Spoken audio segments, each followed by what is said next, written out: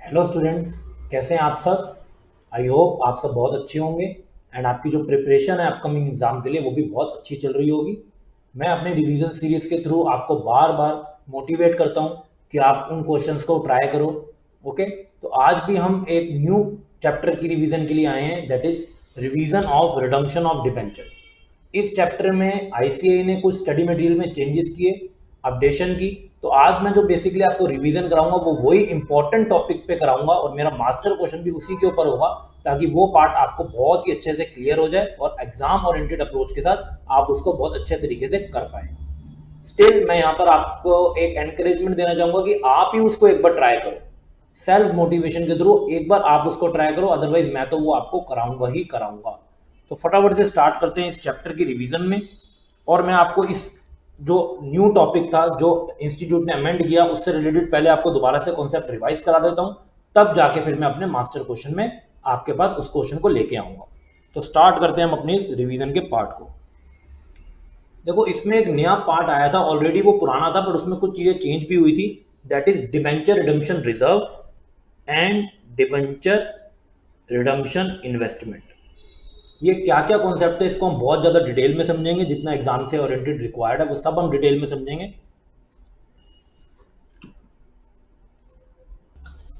तो इसमें हम सबसे पहले बात करते हैं डिबेंचर रिडम्पशन रिजर्व की, दैट इज डीआरआर की। डीआरआर के लिए कौन सा सेक्शन बना है, दैट इज सेक्शन नंबर 71। अब ये सेक्शन क्या कहता है इसके बारे में हम समझते हैं। ये सेक्शन कहता है कि हर कंपनी को डीआरआर बनाने की जरूरत है, लेकिन उसकी कुछ कैटेगरी है, या फिर बोलें तो कुछ कंपनी है जिनको डीआरआर बनाने की कोई जरूरत नहीं है। तो मैं यहाँ पर ऐसे लिखता हूँ, company required to create DRR. कौन कौन सी कंपनी है जिनको डीआरआर बनाने की जरूरत है, सबसे पहले तो आपको यही बात पता होनी चाहिए। तो इसके लिए सेक्शन 71 बोलता है एवरी कंपनी, हर कंपनी को बनाने की जरूरत है, लेकिन अदर देन, कौन कौन सी कंपनी को बनाने की जरूरत नहीं है वो आ गया अदर देन वाले पार्ट में। जैसे कि जो बैंकिंग कंपनी, क्योंकि यूजली बैंकिंग कंपनी में banking regulation set already prevail कर रहे होते हैं तो उन्हें यहाँ पर जरूरत नहीं रहती। और एनबीएफसी मतलब नॉन बैंकिंग फाइनेंशियल कॉरपोरेशन, और एआईएफआई मतलब ऑल इंडिया फाइनेंशियल इंस्टीट्यूशन, ये भी जनरली आरबीआई वगैरह इसको रेगुलेट करते हैं, तो इनको भी वहाँ से रेगुलेशन फुलफिल हो जाती है, तो इन्हें अलग से डीआरआर बनाने की रिक्वायरमेंट नहीं फुलफिल करनी होगी। या और भी कोई एफआई है, फाइनेंशियल इंस्टीट्यूशन है जो आरबीआई के कंट्रोल में, उन्हें भी जरूरत नहीं है। And last but not the least is listed company, जो कंपनी लिस्टेड है उन्हें भी डीआरआर बनाने की जरूरत नहीं है। तो इन सबको डीआरआर बनाने की जरूरत नहीं है, ध्यान रखना। तो किसको फिर जरूरत है, बेसिकली बचा क्या, तो कौन सी कंपनी बची नेट में अगर हम देखें, 10 अनलिस्टेड कंपनी, जो कंपनी लिस्ट नहीं हुई, unlisted companies are required to create DRR, इनको डीआरआर बनाना पड़ेगा। ओके, तो अगर आप डीआरआर बनाना पड़ेगा तो हमें यह भी पता होना चाहिए कि डीआरआर जब बनाएंगे तो उसकी जर्नल एंट्री क्या होगी। तो बहुत सिंपल है, आप एक जगह रिजर्व बना रहे हो तो आप अपने प्रॉफिट का बैलेंस ट्रांसफर करोगे उस रिजर्व को बनाने के लिए। तो entry will be P and L account debited to DRR, यहाँ पर आपका डीआरआर क्या हो गया, क्रिएट हो गया। तो ये तो हमने क्रिएट कर दिया, पर इसके आगे यहाँ पर अमाउंट क्या आएगा उसके बारे में भी हमें पता होना चाहिए। तो इसी में कुछ चेंजेस हैं, जो पहले कुछ और परसेंटेज थी बट अब उसका जो अमाउंट है वो चेंज हो गया। तो बात करते हैं amount required in DRR. DRR में कितना अमाउंट रिक्वायर्ड होता है, कितना अमाउंट आपको डिवेंचर रिडेम्पशन रिजर्व में बनाना पड़ेगा। तो आपको बनाना पड़ेगा 10% of outstanding debentures to be redeem. तो जो आपको फ्यूचर में डिवेंचर्स रिडीम करने हैं जितने अमाउंट के, उसके 10% अमाउंट का आपको डिवेंचर रिडम्पशन रिजर्व बनाना पड़ेगा। और जब आप डिवेंचर रिडम्पशन रिजर्व बना चुके होगे, मतलब पोस्ट रिडम्पशन या after redemption, DRR to be transferred to general reserve. ध्यान से कॉन्सेप्ट को समझना, फिर मास्टर क्वेश्चन आप लोगों ने ट्राई करना है। तो देखो, रिडम्पशन के बाद, क्योंकि डीआरआर अगर आपने बनाया और आपने रिडम्पशन की पेमेंट ही कर दी तो अब आपका डीआरआर फ्री हो गया। तो अब आप अपने डीआरआर को कहाँ ट्रांसफर कर दोगे, आप अपने डीआरआर को ट्रांसफर कर दोगे जनरल रिजर्व में, क्योंकि अब वो फ्यूचर में किसी भी और चीज के लिए यूज हो सकता है, इसलिए हमने उसको जनरल रिजर्व में ट्रांसफर कर दिया। ये आपको एंट्री करनी पड़ेगी। चलो जी, ये तो हमने बात कर ली डीआरआर की। अब हम बात करते हैं डिबेंचर रिडम्पशन इन्वेस्टमेंट की। शॉर्ट में बोले तो DRI। तो DRI बनाने के लिए कौन सा लॉ, कौन सा रूल उसको मैंडेट करता है? तो इसके ऊपर रूल है, rule 18(7) of share capital and debenture rules 2019। Okay sir, ये हमको क्या रूल लर्न करने जरूरी है? रूल का नंबर देखो, ऐसे तो आपको यहाँ पर रिक्वायरमेंट नहीं है, बिकॉज आप अकाउंट्स का एग्जाम देने वाले हो, आप लॉ का नहीं देने वाले, बट आप फ्यूचर के चार्टर्ड अकाउंटेंट भी आप ही बनने वाले हो, तो आपसे एक्सपेक्ट किया जाता है कि ये सब चीज़ें आप ही को पता होंगी। सीए प्रोफेशनल को नहीं पता होंगी तो किसको पता होंगी? पर कोई डिफिकल्ट नहीं है लर्न करना। देखो 18, ओके, आपको 18 सबसेक्शन 7 एक लर्न करना है, और साथ में एक यहाँ पर मैंने 71 बोला था, तो कोई ज़्यादा तो बहुत सारे यहाँ पे लॉज या सेक्शन है नहीं जो आपको दिक्कत आएगी, you can easily learn it. Okay, तो अब हम बात करते हैं कि किनको DRI बनाना है। DRR की तो हमने बात कर ली, DRI किसको बनाना है? तो DRI बनाने के लिए लॉ ने कुछ सेपरेटली नहीं लिखा, उन्होंने सिंपल इनडायरेक्ट लैंग्वेज में ये बोल दिया कि हर वो company, every company which is required to create DRR, हर वो कंपनी जिसको DRR बनाना है। अब देखो बार बार वो नहीं लिख सकते कि every company other than banking company है, ये FI लिस्टेड कंपनी, ऐसा उन्होंने नहीं लिखा। उन्होंने लिखा हर वो कंपनी जिसको DRR बनाना है is required to create DRI, और उसको यहाँ पे DRI भी बनाना पड़ेगा, और उसके लिए उन्होंने डेट भी बताई है, ऑन और बिफोर 30 अप्रैल, 30 अप्रैल तक या उससे पहले आपको वो डिबेंचर रिडम्पशन में इन्वेस्टमेंट करनी पड़ेगी। फाइन। तो अब क्वेश्चन अराइज होता है कि इन्वेस्टमेंट तो कर लेंगे, पर कितने अमाउंट की हमें यहाँ पर इन्वेस्टमेंट करनी पड़ेगी?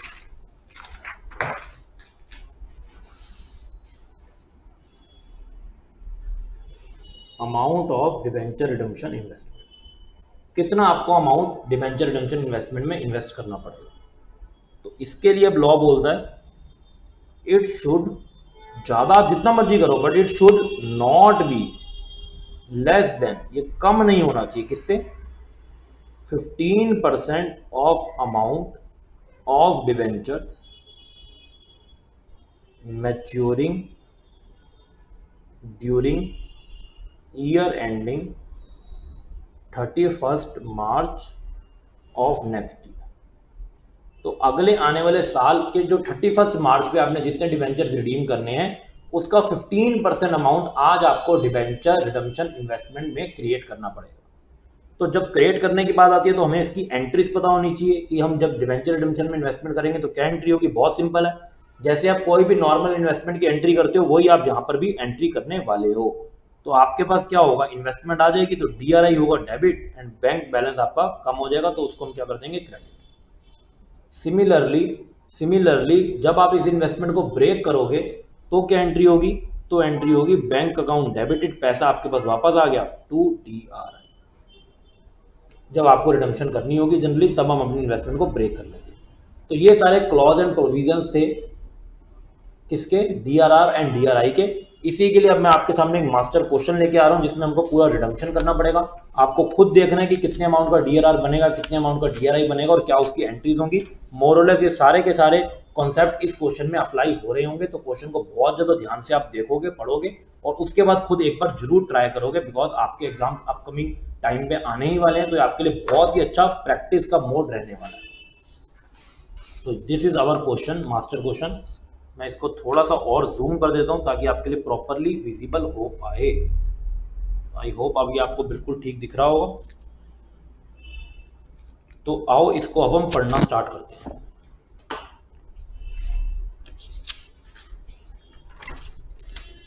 देखो, the summary balance sheet of B limited on 31 March 2020 reads as under share capital authorized at 30,000 equity shares of 10 each, that is 3 lakh rupees.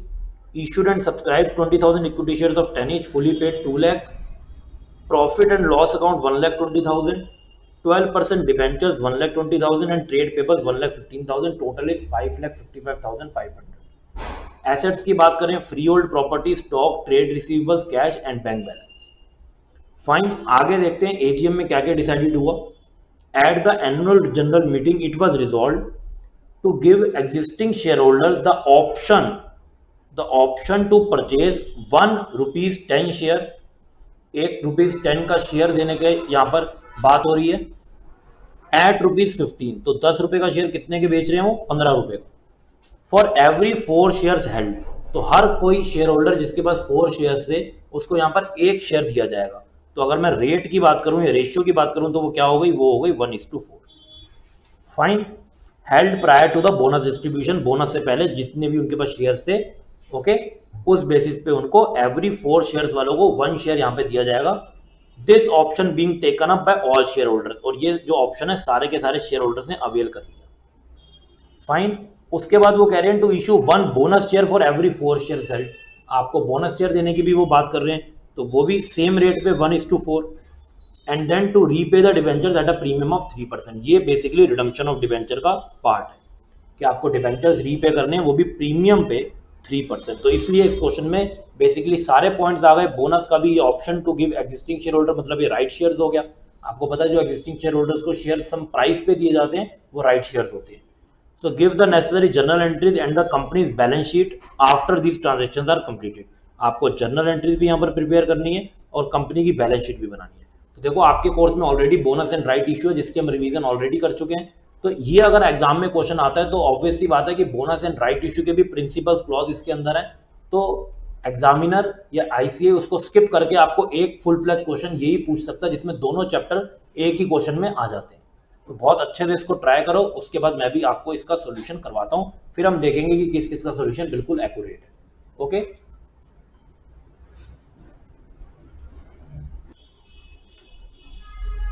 Okay, तो स्टार्ट करते हैं इसको सॉल्व करना। सबसे पहले इसका हम फॉर्मेट बनाएंगे जर्नल का और उसके बाद हम बैलेंस शीट प्रिपेयर करेंगे।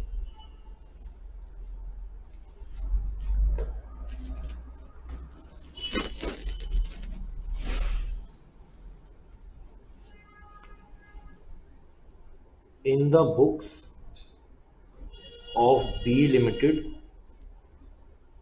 journal,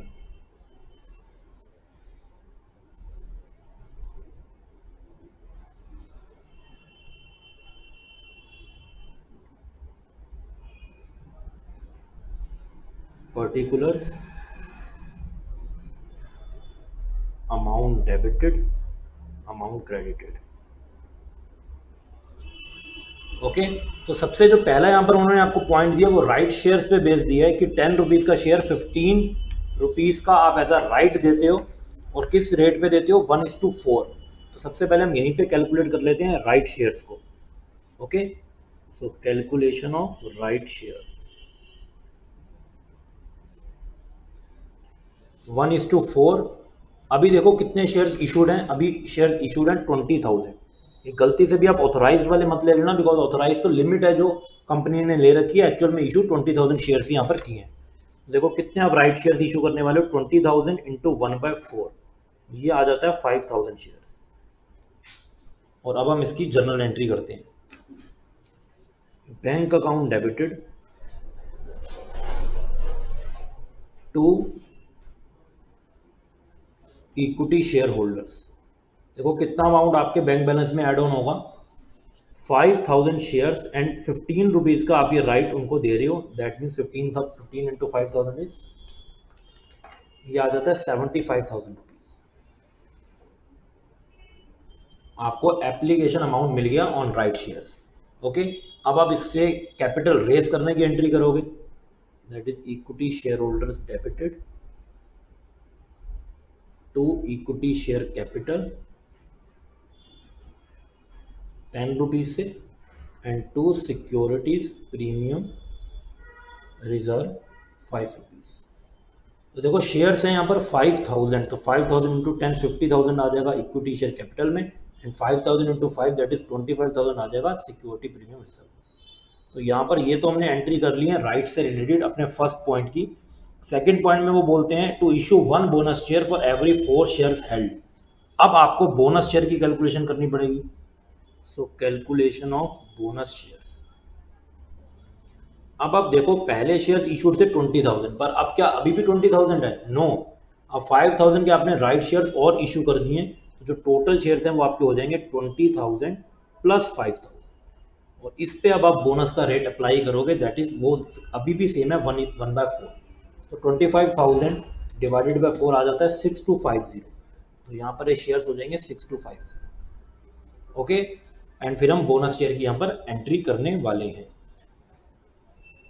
देखो जो बोनस शेयर्स हैं उसमें आपको इनफ्लो ऑफ कैश तो होता नहीं है, तो हम अपने रिजर्व से कहीं ना कहीं एलोकेट करते हैं। तो यहाँ पर आप देख सकते हो सिक्योरिटी प्रीमियम रिजर्व तो मेरे को अभी भी मिला 25,000।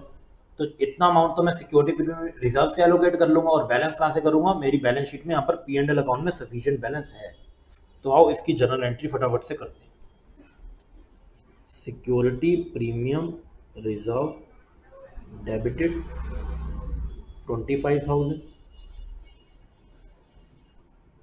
Profit and loss account debited, ये मेरे को देखना पड़ेगा मेरे को चाहिए कितना, मैं उतना यहाँ से यूटिलाइज करूंगा। To bonus to share holders, देखो बोनस टू शेयर होल्डर्स में कितना अमाउंट आएगा, 6250 आप शेयर इशू कर रहे हो 10 रुपीज़ का, तो ये हो गया 62,500। 62,500 में से 25,000 तो आपने सिक्योरिटी प्रीमियम रिजर्व से एलोकेट करा लिया, बाकी आप यूटिलाइज कराओगे 37,500 प्रॉफिट एंड लॉस अकाउंट से। फाइन, इसके बाद हम इसकी भी कैपिटल रेज करने की सेकेंड एंट्री कर देंगे।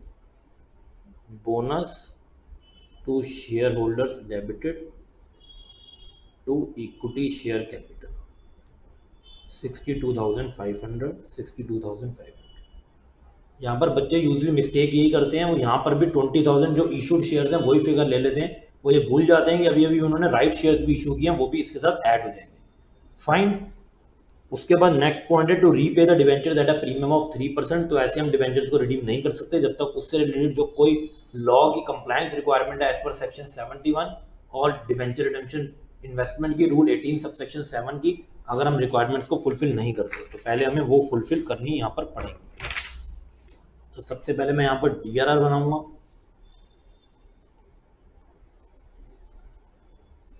जिसके बारे में हमने डिस्कशन पहले ही कर लिए। तो बताओ जी मेरे को फटाफट से कितना अमाउंट DRR में जाएगा।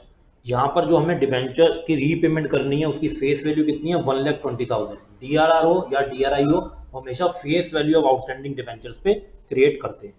तो हम यहाँ पर एंट्री करेंगे P&L account debited to debenture redemption reserve. Amount कितना आएगा, 1,20,000 आउटस्टैंडिंग डिबेंचर्स हैं, और इस पर कितना परसेंट का बनता है DRR, 10%,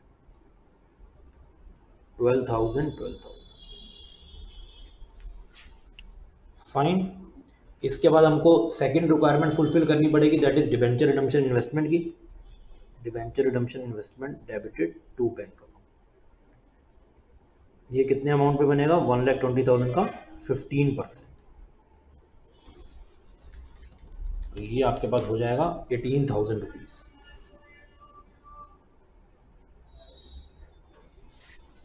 ओके फाइन, इसके बाद हमको ड्यू करना है कि कितना अमाउंट हमने डिबेंचर होल्डर्स को पे करना है। तो यहाँ पर लिखा हुआ है to repay the debentures at a premium of 3%।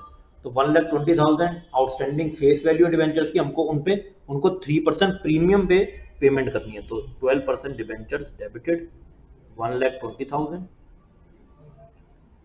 Premium on redemption of debentures 3%, देखो कितना हो जाएगा 1,20,000 का, ये हो गया 3,600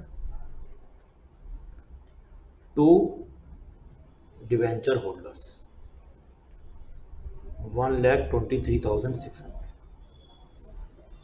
फाइन, और इसके बाद हम इनको पेमेंट कर देंगे, और साथ में जो प्रीमियम का अमाउंट है इसको भी हम प्रॉफिट एंड लॉस से सेट ऑफ करेंगे। P&L account debited to premium on redemption of debentures, कोई भी एंट्री यहाँ पर हमारी मिस नहीं होनी चाहिए। 3,600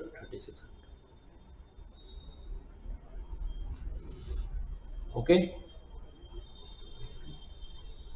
debenture holders debited to bank account 1,23,600, 1,23,600। And उसके बाद जो भी आपने डिबेंचर रिडम्पशन रिजर्व बनाया था, अब उसकी रिक्वायरमेंट नहीं है तो वो फ्री हो गया, उसको हम जनरल रिजर्व में क्या करेंगे, ट्रांसफर कर देंगे। So DRR debited to general reserve जितना आपने DRR बनाया था दैट इज 12,000, और जो आपने इन्वेस्टमेंट भी करी थी उसको भी आप ऑब्वियसली यहाँ पर ब्रेक करोगे। आप उसकी entry debenture holders to bank से पहले भी कर सकते थे, बट स्टिल कोई फर्क नहीं पड़ता। वैसे भी यहाँ पर कोई डेट तो है नहीं, अगर डेट होती तो हम उसके अकॉर्डिंगली 30 अप्रैल को इस एंट्री को कर देते। सो यहाँ पर आपके पास एंट्री हो जाएगी, bank account debited to debenture redemption investment, जितने की आपने इन्वेस्टमेंट की थी। कितने की थी? ये देखो 18,000 रुपीज़ की। इसी को अब हम यहाँ पर ब्रेक कर रहे हैं। सो दैट्स इट, ये सारा हमारा जर्नल का पार्ट था। अब हम इसी से बेस क्या बनाएंगे, यहाँ पर बैलेंस शीट बनाएंगे। तो ये क्वेश्चन इसलिए फुल फ्लैज है क्योंकि आप देखो इसमें सारे कॉन्सेप्ट आ रहे हैं। इसके अंदर बोनस इशू भी आ गया, इसके अंदर राइट इशू भी आ गया, डिवेंचर की रिडम्पशन भी आ गई, और उससे रिलेटेड DRR एंड DRI के प्रोविजंस भी यहाँ पर आ चुके हैं।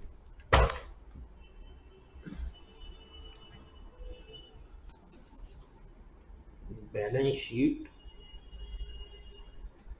Of B limited as on.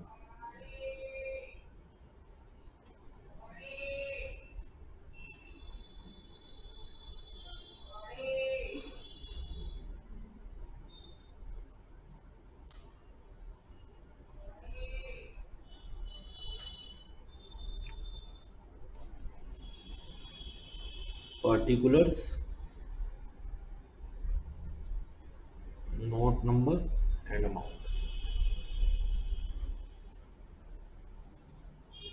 First, equity and liabilities.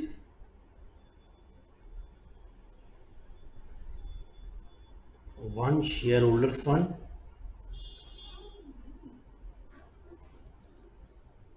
उसमें भी सबसे पहले क्या आएगा, शेयर कैपिटल, जिसके लिए हम बनाएंगे नोट नंबर 1 और वहाँ पर इसका पूरा एक्सप्लेनेशन देंगे। बी रिजर्व एंड सरप्लस, उसमें भी बहुत सारी चीज़ें हैं जिसको हम कहाँ पर लिखेंगे, नोट नंबर 2 के अंदर लिखेंगे। देन सेकंड, करंट लाइबिलिटीज़, जिससे रिलेटेड हमने यहाँ पर कुछ भी नहीं किया तो उसको हम यहाँ पर एज इट इज़ लिख देंगे। देखो जो आपको बैलेंस शीट दी हुई है, हाउएवर ये यहाँ पर टी शेप फॉर्मेट में आपको कंपनी की बैलेंस शीट बनानी है तो आप उसको इसी शेड्यूल के हिसाब से बनाएंगे। तो देखो यहाँ पर आपके पास ट्रेड पेबल्स है, तो इसमें कुछ चेंज भी नहीं है, तो इसके लिए मैं कोई यहाँ पर नोट नहीं बनाने वाला। स्ट्रेट अवे मैं यहाँ पर 1,15,000 की फिगर लिख दूँ। ओके, और यहाँ पर ये हमारे पास टोटल आ गया। फाइन, इसके बाद चलते हैं अपनी एसेट साइड की तरफ। Roman number 2, assets. इसमें सबसे पहले आ जाएगा non current assets. Non current assets में हम क्या लिखते हैं, प्रॉपर्टी प्लांट एंड इक्विपमेंट, जिसका अकाउंटिंग स्टैंडर्ड भी हमारे कोर्स में है। ओके, और उसमें भी फर्स्ट टेंजिबल एसेट।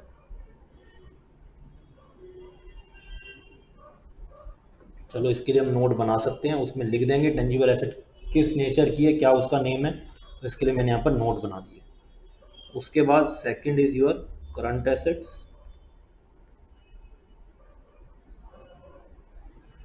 ए इन्वेंट्रीज, ओके, जो यहाँ पर आपको गिवन है, स्टॉक 1,35,000। इन्वेंट्री की कोई कैटेगरीज नहीं है जिसके लिए मैं अलग से इसको नोट बनाऊंगा। बी ट्रेड रिसीवेबल, ये भी आपको यहाँ पर डायरेक्टली गिवन है 75,000। And C cash and bank balance, जिसमें कुछ कुछ चेंजेस आए हैं, तो इसके लिए भी मैं एक नोट बना दूँगा। यहाँ पर हमारे पास आ जाएगा इसका भी टोटल। ओके, तो यहाँ पर हमको 4 नोट्स बनाने हैं, 2 for liability side and 2 for asset side. तो आओ स्टार्ट करते हैं।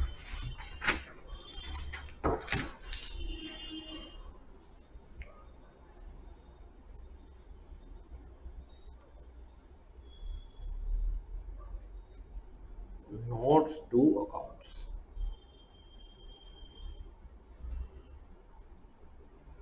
Note number 1, share capital. अभी आपको बहुत ध्यान से बनाना है और ध्यान देना है कि कितनी शेयर कैपिटल आपने इशू करी है। तो देखो 20,000 तो ऑलरेडी इशू थी, फिर 5,000 आपने राइट शेयर्स इशू किए, कितनी हो गई 25,000।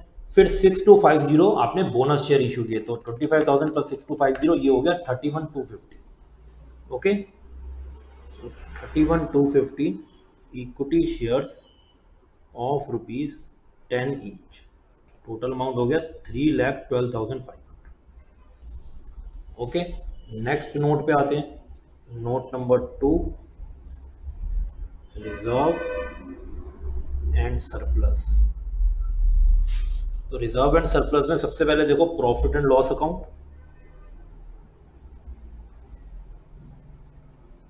जिसका ओपनिंग बैलेंस या बैलेंस शीट में बैलेंस आपको दिया हुआ है कितना, 1,20,000। अब जो बैलेंसेस आपके P&L अकाउंट से कम हो रहे हैं उन सबको हम यहाँ पर रिकॉर्ड करेंगे। माइनस करो premium on redemption of debenture, जो रिडम्पशन ऑफ डिबेंचर्स पे प्रीमियम का अमाउंट आपको देना पड़ रहा है 3%, वो भी P&L से जाएगा 3,600, लेस बोनस इशू का जो अमाउंट आपने P&L से यूटिलाइज किए दैट इज 37,500, एंड जो आपने DRR क्रिएट किया P&L से 12,000। तो इसके बाद देखो आपका P&L का कितना बैलेंस बच गया, आपका बैलेंस रह जाता है 120 minus 3,600 minus 37,500 and minus 12,000, 66,900। Okay, और भी क्या यहाँ पे कोई रिजर्व है बैलेंस शीट में, देखो नहीं बैलेंस शीट में तो नहीं है, पर एक क्रिएट जरूर हुआ है, जो आपने लास्ट एंट्री की थी DRR debit to general reserve, तो उसको हम यहाँ पर अलग से दिखाएंगे, general reserve transferred from DRR 12,000। फिर हम देखते हैं कि टोटल रिजर्व एंड सरप्लस का कितना आ गया, ये आ जाता है 78,900। फाइन, नोट नंबर 3,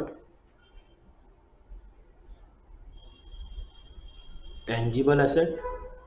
अब इसमें तो हमको एसेट कुछ करना नहीं है, बस इसकी इन्फॉर्मेशन देनी है। देखो बैलेंस शीट में आपको गिवन है टेंजिबल एसेट में क्या है, फ्री होल्ड प्रॉपर्टी, जिसका अमाउंट है 1,15,000। And last note that is note number 4, cash and bank balance.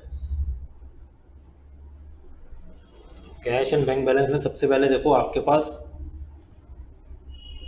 Pass cash का बैलेंस तो 30,000 है, इसको तो हम स्ट्रेट अवे लिख देंगे और इससे हम कोई एंट्री भी नहीं कर रहे कि, और इसमें कोई चेंज भी नहीं आएगा। सो कैश इन हैंड तो हो गया 30,000, लेकिन जो बैलेंस एट बैंक है इसमें कुछ कुछ चेंजेस हुए हैं। तो ओपनिंग बैलेंस कितना था, 2 लाख रुपीज, फिर आपको राइट शेयर से अमाउंट मिला 75,000, और फिर आपने रिडम्पशन ऑफ डिबेंचर्स किया, शेयर और डिबेंचर होल्डर्स को अमाउंट दिया 1,23,600। ये ओपनिंग बैलेंस था, ये राइट शेयर इशू करके आपको अमाउंट मिला, और ये आपने रिडम्पशन किया ऑफ डिबेंचर, उससे आउटफ्लो हो गया। इसके बाद देखो आपके पास कितना अमाउंट बैंक बैलेंस में बचा हुआ है,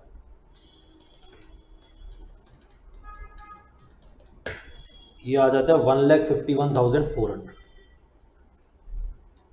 तो total cash and bank balance कितना हो जाएगा, 1,81,400। बस इन चारों नोट्स की फिगर को हम अपनी बैलेंस शीट में लेके जाएंगे और बैलेंस शीट को टैली करेंगे। शेयर कैपिटल का टोटल था 3,12,500, रिजर्व एंड सरप्लस 78,900, इसका टोटल लगाओ,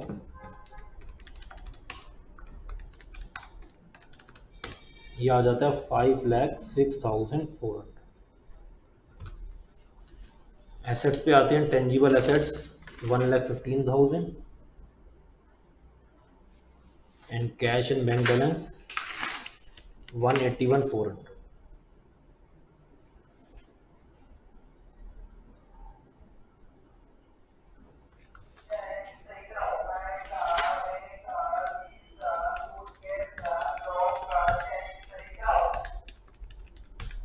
ये भी हमारा टोटल यहाँ मैच कर जाता है 5,06,400।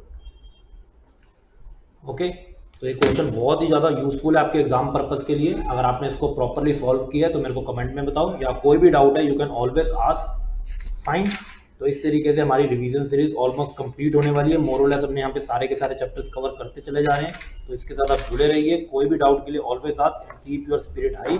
All the very best for your upcoming exam. Good bye, take very good care of yourself.